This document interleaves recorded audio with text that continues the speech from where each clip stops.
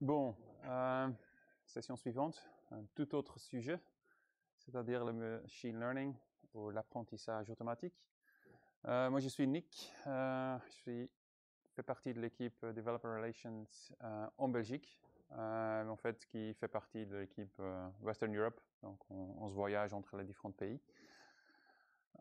Et donc, la session dont je vais parler, c'est en fait comment est-ce qu'on peut créer des modèles ML sans écrire une ligne de code. Okay. Qui a déjà une expérience ML? Ouais, quelques-uns. Ok, ça.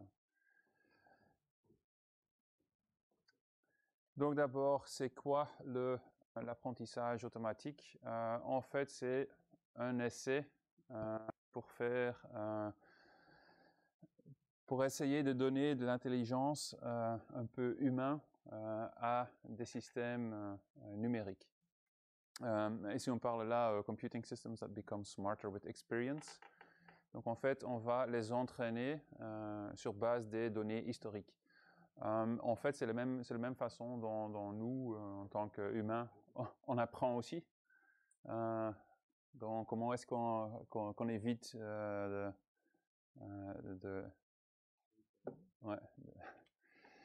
se balader contre un mur? Bah bon, on fait une fois, et puis se rend compte que ça fait mal, et puis on ne fait plus, normalement. Et donc on apprend d'une expérience historique.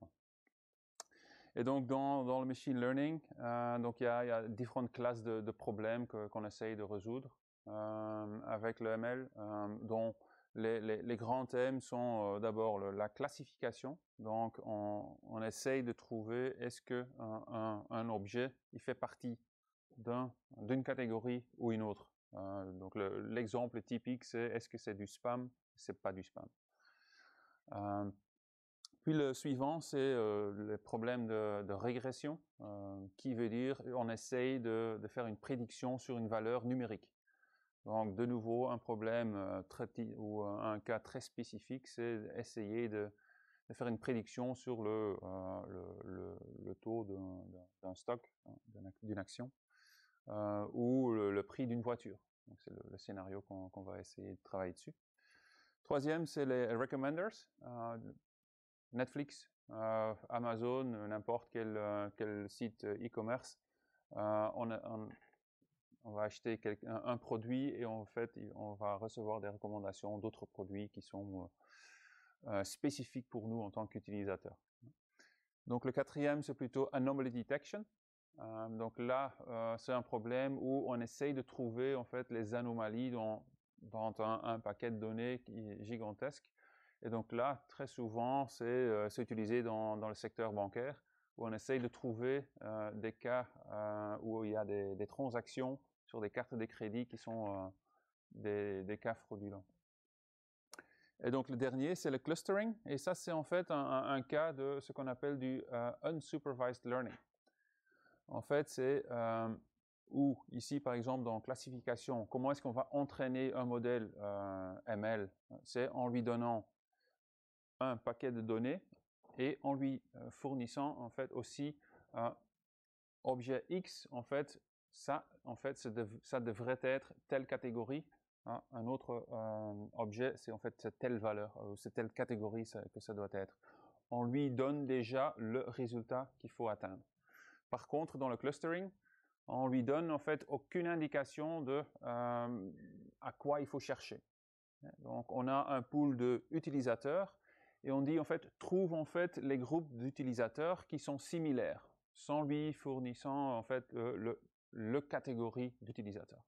Donc ça c'est typiquement un problème de clustering. On trouve en fait des cas similaires. Donc si on regarde sur la Azure, donc sur notre plateforme cloud, en fait il y a plusieurs moyens ou plusieurs aspects qui jouent en fait dans la construction des modèles ML. Et en fait, au niveau le plus haut, vous voyez en fait des modèles qui sont déjà entraînés, qui sont pre-trained, et c'est ce qu'on appelle les cognitive services. Qui a déjà joué avec les cognitive services? Ok, plusieurs. Okay. Donc là, c'est du AI, mais du AI as a service. Donc, il ne faut rien connaître de machine learning ou de AI, de l'intelligence artificielle. En fait, on prend juste un service et tout ce qui se passe derrière, on ne veut même pas le savoir. Et puis, il y a toute une série d'outils qu'on peut utiliser pour intégrer, pour faire du machine learning. Bon, Visual Studio Code, on l'a déjà utilisé, on l'a déjà vu plusieurs fois. Il y a les Azure Notebooks qui sont en fait des Jupyter Notebooks as a Service, etc., etc. Donc, il y a toute une série de frameworks. Si on fait du développement ou si on fait du machine learning vraiment en écrivant du code, on va utiliser toute une série de frameworks dont PyTorch ou TensorFlow ou MX.NET ou n'importe, il y a toute une série. Et donc tout ce genre de framework, en fait, il tourne aussi sur Azure. Donc là, il y a vraiment un plateforme ouvert. Et donc le service sur lequel on va se focaliser maintenant, c'est le Azure Machine Learning Service, donc celui qui est au milieu là, qui est en fait un service qui permet de gérer en fait tout le cycle de vie de la création d'un modèle ML. Donc à partir du fait, et donc ça c'est le scénario sur lequel on va travailler, comme je disais. En fait, à partir de la préparation des données jusqu'au j'ai créé un modèle, j'ai fait l'entraînement, j'ai fait les expérimentations, jusqu'au moment où on va déployer un modèle entraîné en tant qu'un service web. Tout ça, en fait, c'est géré par le Azure Machine Learning Service. Donc, on va justement, on va se focaliser sur la partie Build and Train, parce que c'est déjà justement ce que je voulais montrer, c'est comment est-ce qu'on peut créer un modèle sans vraiment utiliser du Python ou d'utiliser du R, qui est aussi un langage de programmation pour faire du machine learning. Et donc, on va essayer de faire ça sans vraiment écrire une ligne de code. Donc, si dans ce scénario, comment est-ce qu'on peut faire une prédiction sur le prix futur d'une voiture? En fait, on a besoin de ce qu'on appelle des features, donc des paramètres, des critères sur lesquels on va se baser pour essayer de faire une prédiction.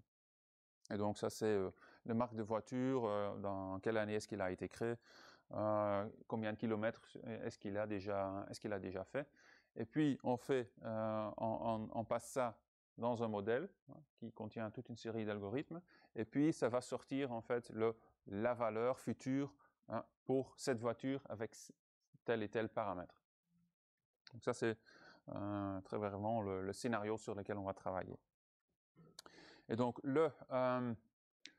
l'outil, en fait, simple, je l'appelle typiquement le MS Access du machine learning.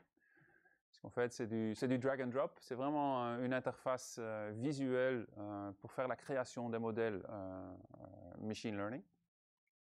Et en fait, c'est vraiment du drag and drop. Et ça donne un endroit. Qui a déjà travaillé avec Azure Machine Learning Studio? Ça ressemble très fortement à Azure Machine Learning Studio, qui en fait, il y a quelques années, était en fait aussi l'outil graphique pour créer des modèles ML. En fait, on l'a fait évoluer pour justement intégrer avec notre service Azure Machine Learning Service. Pour qu'il soit plus flexible justement sur le plan du déploiement des modèles de ML. Donc on va directement faire un démo là-dessus. Le gros avantage de cette interface visuelle, c'est que justement le fait qu'il est visuel, c'est du drag and drop. Ça tourne dans le browser. Donc, il faut pas installer aucun soft sur son laptop. À la limite, on pourrait faire des modèles ML sur la plage, sur son GSM. Bon, est-ce que ça sera efficace? Peut-être pas. Mais bon, ça permet en fait de créer des modèles assez tout simples, mais aussi de créer des modèles assez compliqués. Single click deployment, on verra tout de suite. Et donc, on a toute une série d'algorithmes à sa disposition directement dans la boîte et on peut les utiliser. Bon. Assez de paroles. Attends, il faut que je fasse un peu de zoom in. Donc ici, vous voyez le portail Azure. J'espère qu'il y a des personnes qui ont déjà vu le portail Azure. Comment est-ce on peut commencer avec les services Machine Learning dans Azure? C'est à partir de ce qu'on appelle un Machine Learning Service Workspace. Donc on fait New, puis on sélectionne Machine Learning Service Workspace, puis on dit Create. Et en fait, on doit spécifier le nom du workspace, dans quel resource group est-ce qu'il doit se trouver, et l'endroit dans quel data center est-ce qu'on veut le déployer. Bon, c'est tout simple. En fait, c'est juste une sorte de container dans lequel on va créer nos expériments, nos modèles, nos déploiements, etc. Donc ça, c'est le début. Donc je l'en ai déjà créé un, parce que bon, ça prend à peu près 1 minute, 2 minutes pour créer le workspace. Et donc, si on a créé ce workspace, on arrive avec ceci. Et donc là-dedans, on voit les différentes façons dont on peut créer des modèles ML. Dont il y a le Visual Interface, donc lequel on vient juste de montrer. Il y a aussi les notebooks VM. Donc c'est vraiment, je veux faire du Python et j'ai besoin d'un Jupyter Notebook, mais je ne veux pas instancier une VM, je veux juste utiliser un Notebook as a Service. Ouais. Et donc le Notebook VM vont en fait vous donner ce genre de notebook sans devoir s'occuper d'une VM. Et puis le troisième, c'est le Automated Machine Learning, qu'on va voir dans la deuxième partie de la présentation,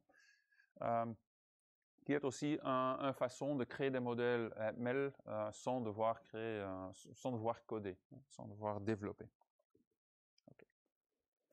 Et donc ici en dessous, on voit ce qu'on appelle les assets, toutes les artefacts qu'on peut mettre dans un workspace, donc nos expériments, nos pipelines. Donc si on veut enchaîner plusieurs étapes dans la création d'un modèle, on peut faire ça via des pipelines. Puis on a les computes. À quoi servent les computes? C'est pour faire l'entraînement des modèles d'un côté, ou pour faire éventuellement de la déploiement aussi sur quelque part une VM Databricks, etc. Les modèles, c'est un genre de registry des modèles entraînés. Donc, dès qu'on a entraîné un modèle, on veut en fait enregistrer de la même façon qu'on a le Docker Registry pour enregistrer les images Docker. On a ce même système de Model Registry dans Azure Machine Learning Services. Les images sont associées au déploiement parce qu'on va pouvoir déployer nos modèles entraînés dans un environnement target, qui peut être un cluster Kubernetes, qui peut être juste un simple serveur Docker, etc. Okay. Donc regardons l'interface graphique. Et donc ici, on fait Launch Visual Interface. Et vous verrez en fait une interface très compliquée qui a un bouton magique qui est New. Et donc là, on va faire un Blank Experiment, donc un nouveau expériment. Et donc, ce qu'on va faire, c'est on va essayer de faire une prédiction sur le prix des voitures. Donc, on va commencer avec déjà un dataset qui existe déjà, price data. Donc, on fait drag and drop, c'est vraiment du access. On va ici celui-ci. Donc, qu'est-ce qu'on doit faire après? On va essayer de faire un peu de data preparation.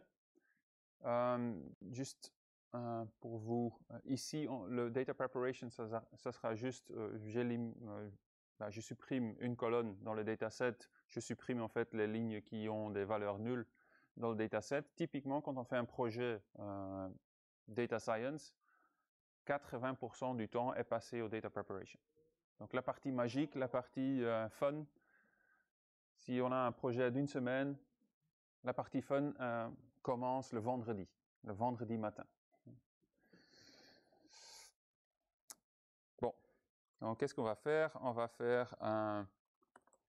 va essayer de sélectionner des colonnes. Et puis, on va enchaîner les différentes étapes. Donc, je tire en fait une ligne de celui-ci.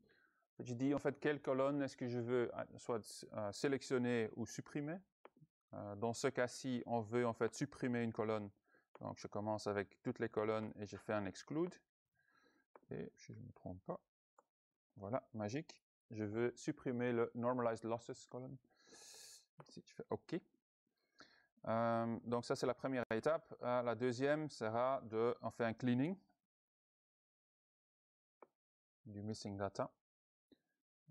Peut-être pour vous montrer, il y a toute une série d'activités ici dedans.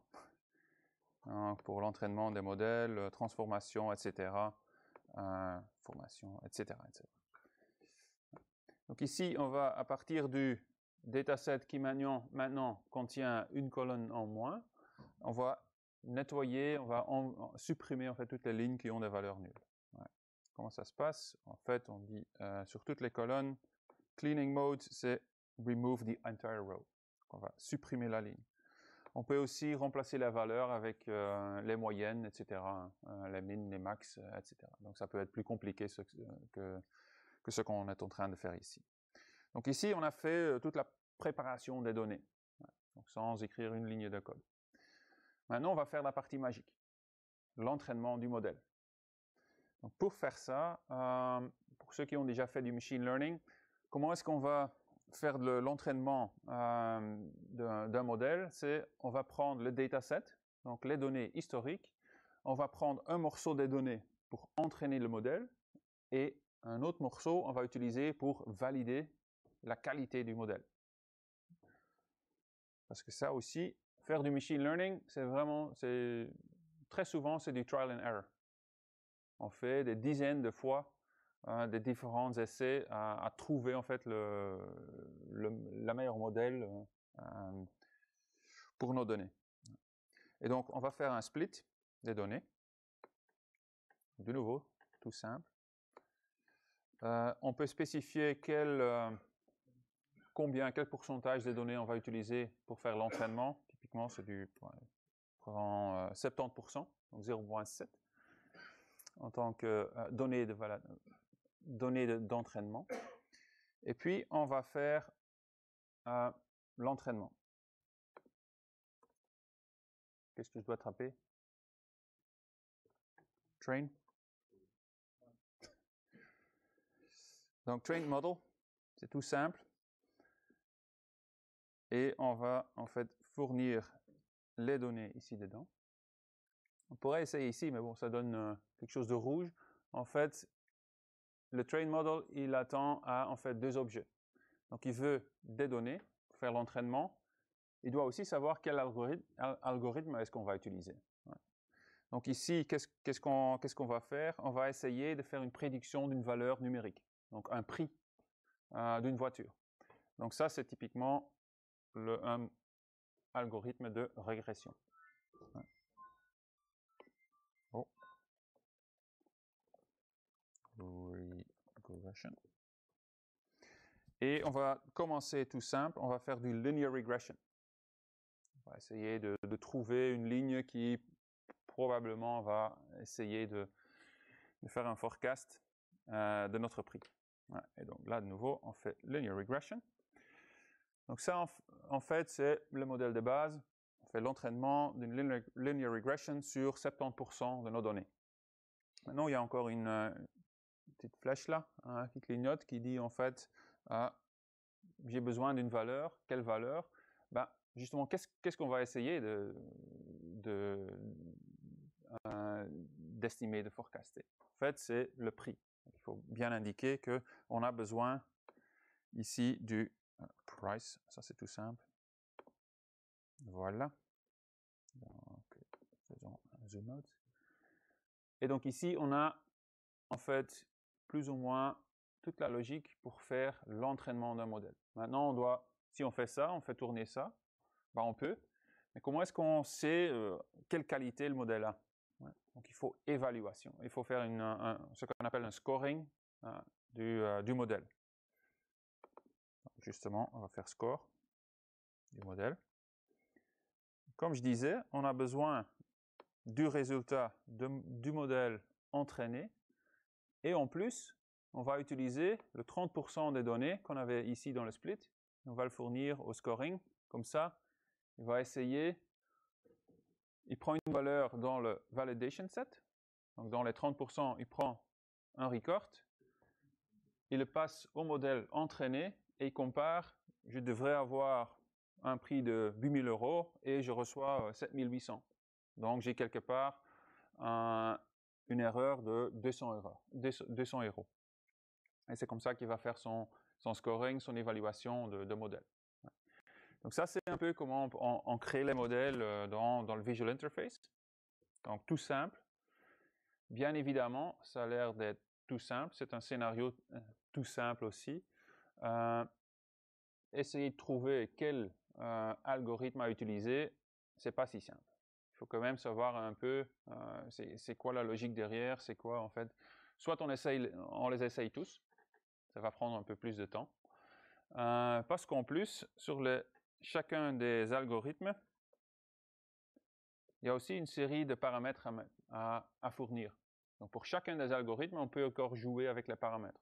Donc avec ça, ça commence à exploder en fait tous les nombres de combinaisons possibles sur les machine learning models. Étape finale, c'est on clique sur le bouton Run pour faire l'entraînement, déclencher. Ici, on peut sélectionner sur quelle machine on va entraîner. Et ça va commencer, ça va prendre 3 à 4 minutes pour entraîner sur le dataset. On ne va pas attendre à ça, sauf si vous voulez voir les petites icônes qui deviennent vertes. Je suppose que non. Et donc, on va passer aux prochaines étapes. Parce que, bon, comme je disais, pour chacun des modèles, bon, il y a plusieurs, toute une série de combinaisons possibles, algorithmes et paramètres. Et donc, ce qu'on veut, c'est trouver quelque part le modèle qui a la plus grande précision, qui nous donne en fait le meilleur prix pour notre voiture. Et donc, on va jouer avec les paramètres, on va jouer avec les algorithmes. Et tout ça se passe le vendredi. Hein. Donc, on a le projet d'une semaine. Et donc là, on voit classification, regression, il y a réduction de dimensionnalité, c'est avec des algorithmes comme PCA, des choses comme ça. Ici, calculer en fait le prix d'une voiture, c'est relativement simple. Il n'y a pas autant de paramètres, il y a peut-être quelques dizaines. La marque, nombre de sièges dedans, est-ce qu'il y a les clignotants. Mais bon, parfois, on a des scénarios où le nombre de paramètres, c'est des milliers, des centaines de milliers de paramètres qui vont impacter le modèle. Maintenant, il faut trouver quels sont, parmi les 100 000 paramètres, quels sont les paramètres qui sont significatifs pour calculer en fait le prix. Et donc tout ça, ça devient compliqué, et donc on parle là de hyperparameters. C'est en fait tous les paramètres qui jouent sur les algorithmes. Donc il y a les features, donc les 100 000 features. Il y a aussi tous les paramètres pour chacun des algorithmes. Et donc il y a toute une série, et donc ça explose. Donc on ne veut pas essayer chaque combinaison paramètre, modèle, feature set.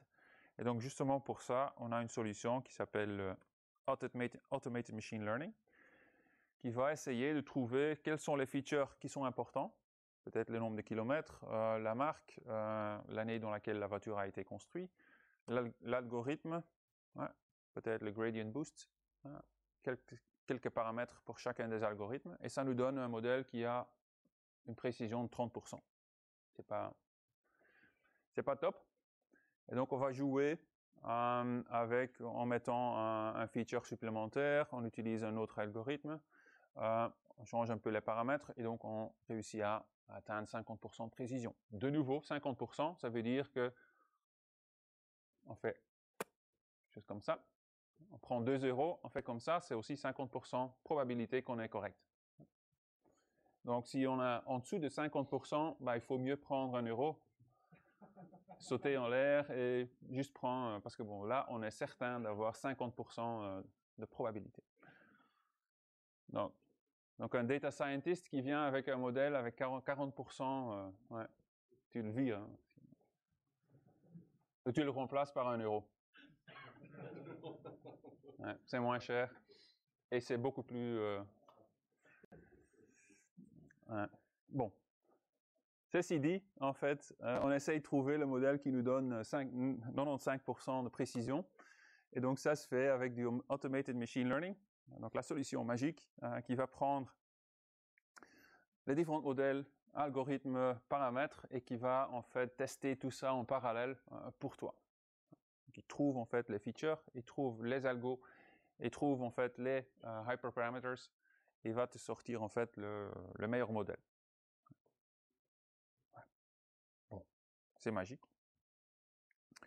Donc entre-temps, vous voyez les icônes, il a fini en fait son entraînement et il est en train de vérifier le modèle, donc il fait son scoring. Bon, donc comment est-ce qu'on commence avec le Automated Machine Learning? De nouveau dans le workspace, on a ici le Automated Machine Learning. Si on clique dessus, refresh.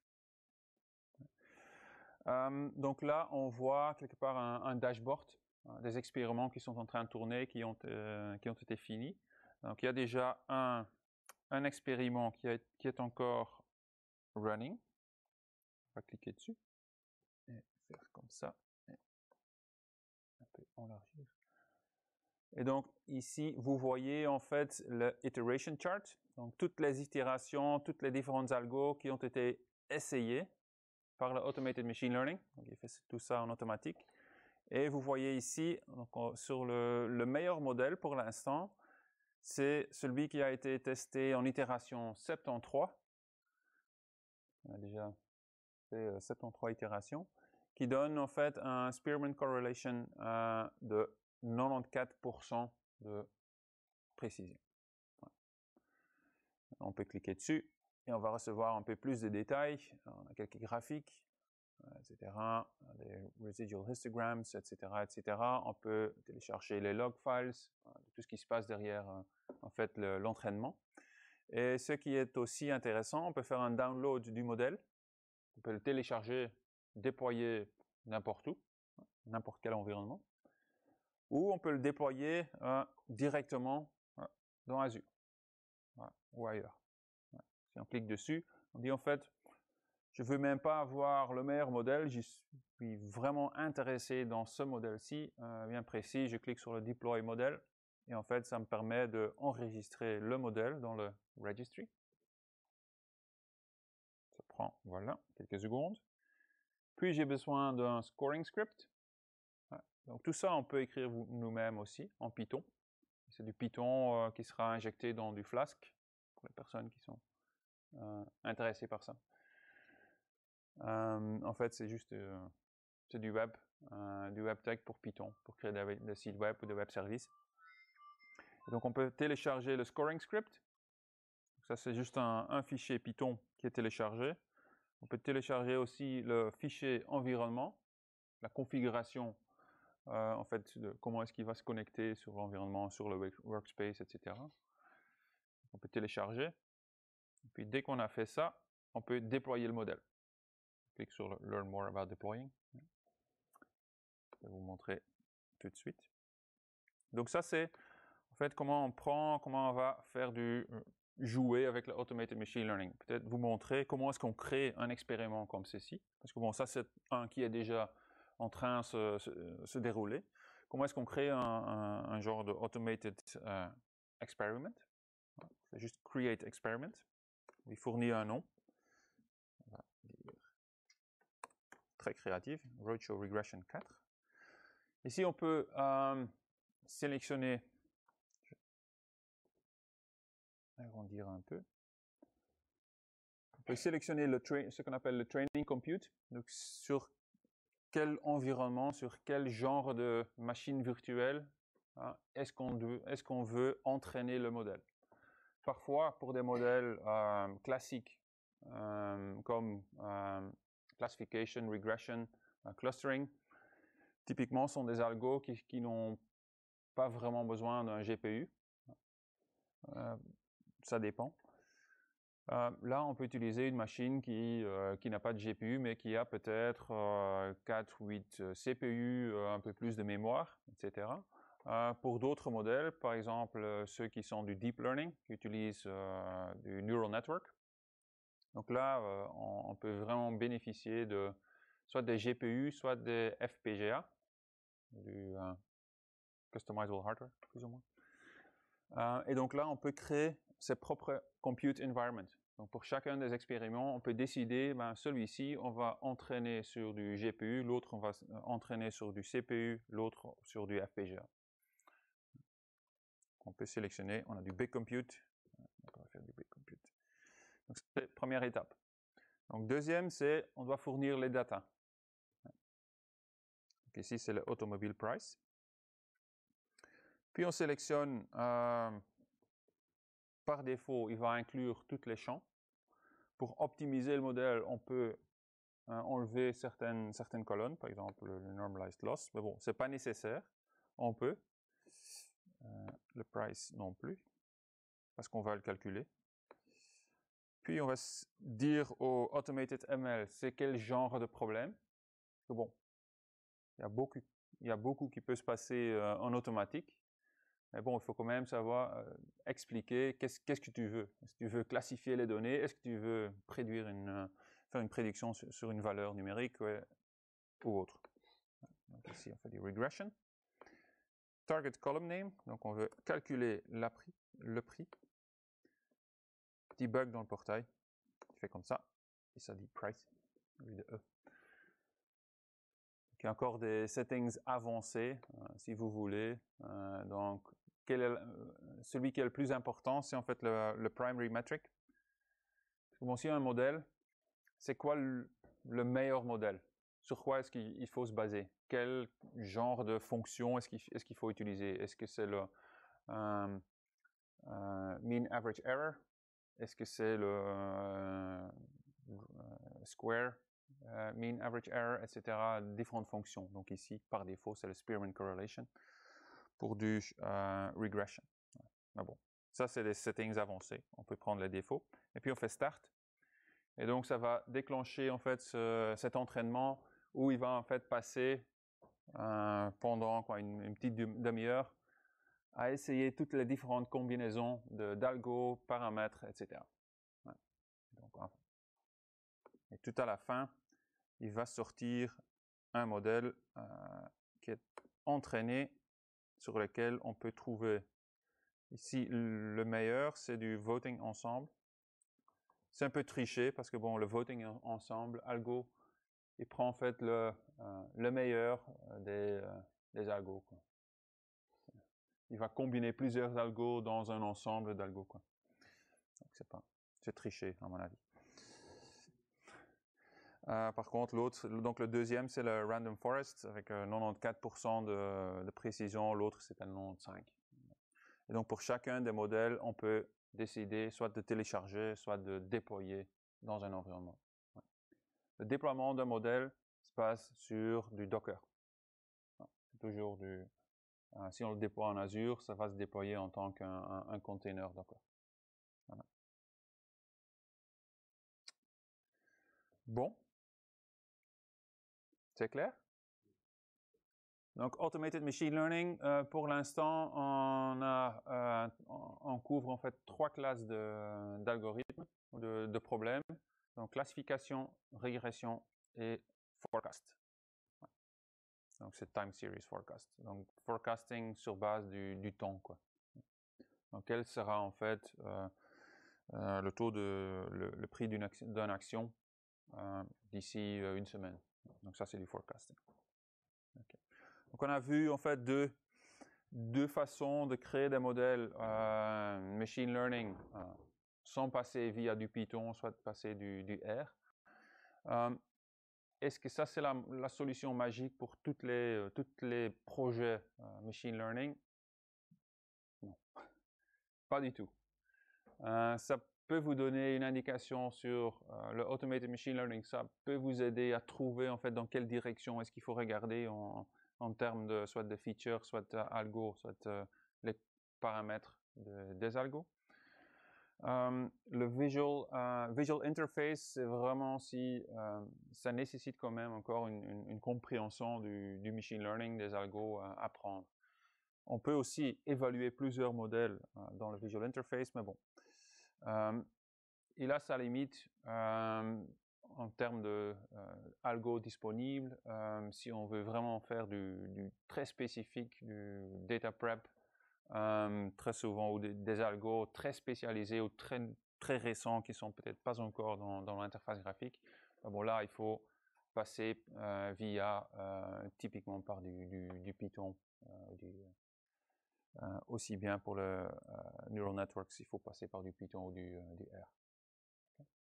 Mais bon, c'est un bon départ pour explorer en fait le machine learning pour des cas pas nécessairement simples, mais bon, qui jouent en fait dans ce domaine. Avec ça, je veux vous remercier de votre attention. Il y a un lien directement vers le Azure ML Documentation. Si vous êtes intéressé, n'hésitez pas à me contacter via Twitter ou autre canal.